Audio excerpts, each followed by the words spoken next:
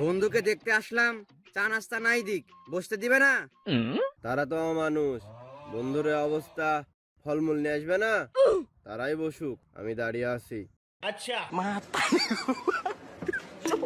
কি জন্য তাকে মেরেছে? আশেপাশে তার ভাবি আছে নাকি দেখুক। নাই, মন খুলে বলুক। শরমের কথা কি করে বলি?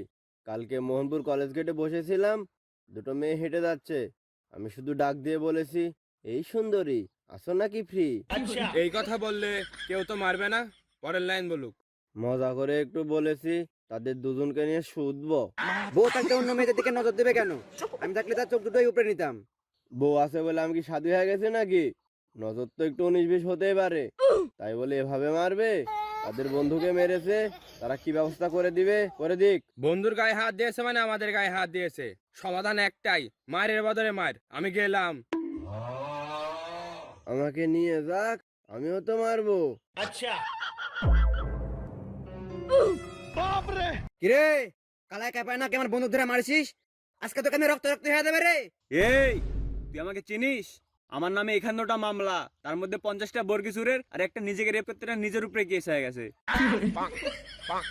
তারা ভয় পেলো নাকি? আমাকে মেরেছে, মারুক। मुझको राणा जी माफ करना गलती मारे से